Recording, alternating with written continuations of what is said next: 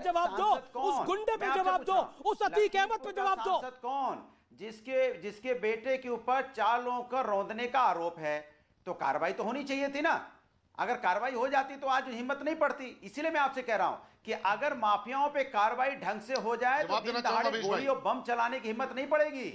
ऐसा लग ही नहीं रहा था कि हम प्रयागराज में हैं। जितनी हमारी पवित्र नगरी है, उस पवित्र नगरी में बम चलेंगे, गोलियां चलेंगी, दिन दहाड़े पुलिस वालों को मार दिया जाएगा, गवाह को मार दिया जाएगा, उसके बाद आप एक्शन में आएंगे। एक्शन में पहले क्यों नहीं आ गए? इसके मतलब माफियाओं पे कोई जवाब देना चाहूंगा। कहीं ना कहीं खौफ तो खत्म हुआ ही है ना। इसलिए मैं आपसे कह रहा, कानपुर में माँ बेटी जल गई, क्या कार्रवाई हुई मैं पूछना चाहता हूँ। जिस तरह से कानपुर की घटना हुई, कानपुर में वहीं आपने देखा बिक्रू 8 पुलिस वाले मारे गए। क्या इसके पहले कोई घटना हुई जहाँ 8 पुलिस वाले मारे जाते? शर्म अली की बारी है, शर्म अली बोलिए। कहीं ना कहीं कोई तो बात है जिस वजह से यहाँ पे माफियाओं की हिम्मत बढ़ी हुई है। इनको शांत कराइए, फिर मैं अपनी बात रखूंगा। नहीं, अपनी बात क्या रखोगे? आप अपनी बात रखो, आप बताओ। जवाब उनसे आप जवाब, अरे बोलने दो, परेशान मत हो। आप उनसे जवाब मांग रहे हैं जिन्होंने उत्तर प्रदेश में जब सीरियल धमाके हुए, आपको याद है ना, वलीउल्लाह, तमाम खूंखार आतंकवादी जिन्होंने काशी में धमाका किया, जिन्होंने अयोध्या में धमाका किया, जिन्होंने कचहरी, लखनऊ की कचहरी में धमाका किया, तमाम सारे लोग हताहत हुए, दशाश्वमेध घाट खून से सन गया था। उन खूंखार आतंकवादियों के मुकदमे कौन वापस ले रहा था? अमीश भाई, आपको याद है ना, समाजवादी पार्टी की सरकार।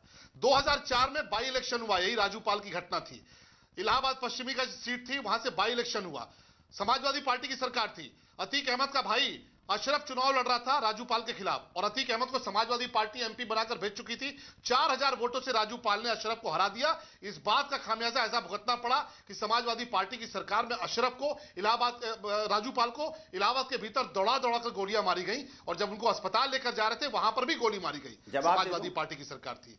कृष्णानंद राय की हत्या कब हुई? समाजवादी पार्टी की सरकार थी। आतंकवादियों के मुकदमे कौन वापस लेता है? समाजवादी पार्टी की सरकार। और इनको इस बात का गर्व है कि अतीक अहमद जैसे गुंडे को हम भेजते हैं पार्लियामेंट में, मुख्तार अंसारी जैसे माफिया को हम भेजते हैं असेंबली में। मैं जवाब दे दूं? बेटा जो खुलेआम कहता है कि हमारी सरकार आने दो, मैं बार-बार भैया की सरकार आने दो, फिर हिसाब करेंगे। अमीश जी जवाब दे दो। आज भी खड़े हैं, बोलने दो अनुराग, बोलने दीजिए, बोलने दीजिए। अमीश जी जवाब दे दो। आज भी खड़े हैं, ये कहते हैं कि नाहिद हसन गुंडा है कि नहीं है। अरे कितना बोलोगे, बोल तो रहे हो, एक ही बात को तो रिपीट कर रहे हो, मेरे सवाल का जवाब नहीं दे रहे हो कि माफियाओं पे हिम्मत कैसी आ गई कि दिन दहाड़े गोली बारूद चला रहे हैं। अरे डेमोलिशन तो ठीक है, डेवलपमेंट की बात कब होगी? डेमोलिशन तो ठीक है, करिए आप, लेकिन डेवलपमेंट की भी तो बात कीजिए। आपसे पूछा जा रहा लखीमपुर के सांसद कौन है, तो आप जवाब नहीं दे रहे हैं। आपसे पूछा जा रहा विवेक तिवारी की हत्या कैसे हुई, आप जवाब नहीं दे रहे हैं। आपसे पूछा गया इंस्पेक्टर सुबोध को कैसे मारा गया, जवाब नहीं दे रहे हैं। आपसे पूछा गया कि मां बेटी कानपुर में कैसे जल गई, आप जवाब नहीं दे रहे हैं। बिक्रू कांड कैसे हुआ, जवाब नहीं दे रहे हैं। लखनऊ के बीच चौराहे पे लोगों को उड़ा दिया गया, आप जवाब नहीं दे रहे हैं। उन्नाव की घटना पे आप जवाब नहीं दे रहे हैं। लखीमपुर की घटना। अब मैं एक एक करके, अब अनुराग भदौरिया आप बोल लीजिए, 40 सेकंड आपका, अब आप बोल लीजिए, फिर मैं बाकी। कमाल है भाई, बोलिए। मैं जवाब दे दूं? जी। देखिए, कमाल की बात है, सरकार भारतीय जनता पार्टी की है। भारतीय जनता पार्टी से मैं जवाब मांग रहा हूं कि दिन दहाड़े गोलियां बारूद क्यों चल रहे हैं। इसका जवाब न देके 1907 में हुआ था, 2000 में हुआ था, 98 में हुआ, 95 में हुआ। मैं पूछ रहा हूं लखीमपुर का सांसद कौन है? क्या उसका आपराधिक मुकदमे नहीं? क्या उसके बेटे ने 4 लोगों को रौंदा नहीं? क्या लखनऊ में, कानपुर में 2 मां बेटियां जली नहीं? क्या लखनऊ के अंदर सरेआम गोली चली नहीं? क्या पुलिस वाले मारे नहीं गए? क्या नहीं, किस तरह से गोली बारूद चल रही है? तो कानून तो बनाइए प्रभु। छठी बारी बोल रहे हैं, अगर पहले से आप छठी बारी बोल रहे हैं।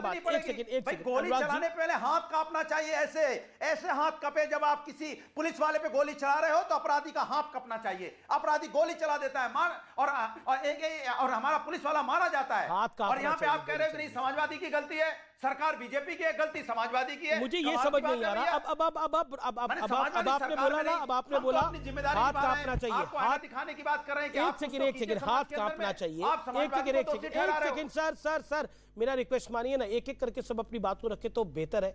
शलभ बनी 30 सेकंड का जवाब, वो कहते हैं अपराधी का हाथ कांपना चाहिए। 30 सेकंड का टाइम लिमिट को फॉलो करिएगा शलभ जी। अपराधी का हाथ कांपना चाहिए, और वो एक्शन करके भी दिखा रहे थे, ऐसे। अमीश भाई 3 चीजें पूछ लीजिए केवल कि हमारी सरकार में 170 एनकाउंटर अब तक हो चुके हैं, 170 खूंखार अपराधी मारे जा चुके हैं। यह प्रामाणिक आंकड़ा आरटीआई लगा लीजिए। करीब 3000 करोड़ की अवैध संपत्ति हमने कुर्क कर दी है। 2012 से लेकर 17 के बीच में अनुराग भदौरिया एक अपराधी का नाम बता दे जिसको इनकी सरकार में मारा गया। पहली चीज।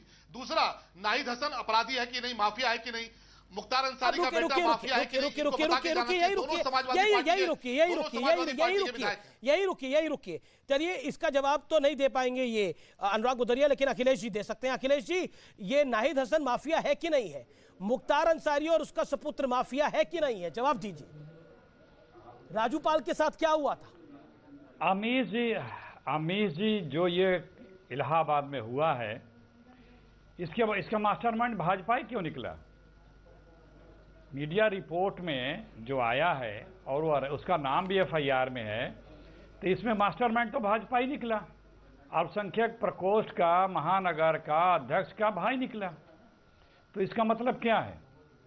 इसका मतलब कि सत्ता के संरक्षण में तो नहीं सब हुआ है। ये तार कहाँ जा रहे हैं? दूसरी बात, किसी भी माफिया, किसी भी बदमाश, अरे इतना झूठ मत बोलिए चाचा।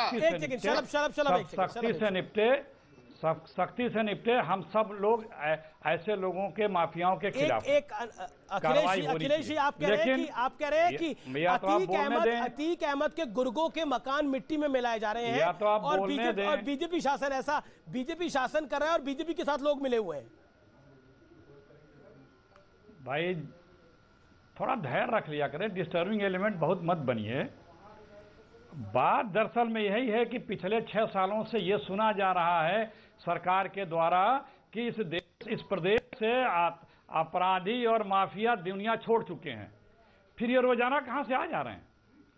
जुमलों से कानून व्यवस्था नहीं सुधरती है, रुकती है। उसके लिए 1 लाख चाहिए। जब आप माफिया, सिर्फ यही नहीं है, माफियाओं के 3 पन्ने की सूची है यूपी सरकार की, और कितने माफिया इनके साथ हैं, वही आरोप। तभी ये सरकार कटघरे में, ठीक है ना, सेंटेंस पूरा होने दिया करिए। ये सरकार तभी कटघरे में खड़ी हो रही है कि जब आप पिक एंड चूज करते हो माफिया, मेरा माफिया तेरा माफिया, आप निष्पक्ष भाव से कार्रवाई नहीं कर रहे हो। अभी निष्पक्ष भाव से कार्रवाई हो रही है, नहीं हो रही है? मंत्री दागी अभी निष्पक्ष भाव से कार्रवाई हो रही है, नहीं हो रही है? एकदम नहीं हो रही है। अच्छा, भी नहीं हो रही है। लेकिन एक बता देता हूं, बीच में नहीं बोलो। मुख्तार अंसारी कृष्णानंद राय की हत्या का आरोपी है, और कृष्णानंद राय की जो धर्मपत्नी थी, जो विधवा हो गई, और उस नारी ने कई बार चिट्ठियां लिखी कांग्रेस की एक नेत्री को और कहा कि इसे पंजाब से यूपी भेज दीजिए, लेकिन नहीं भेजा गया था मुख्तार अंसारी। ये फैक्ट है। मैं ब्रेक के बाद वापस लेके लौट के आ रहा हूं। किसके संरक्षण में था पंजाब में मुख्तार अंसारी? देश को वो भी याद है, लेकिन माफिया थर थर कांपने चाहिए। ब्रेक के बाद रिजवान अहमद का होगा जवाब। देखते रहिए आर पार।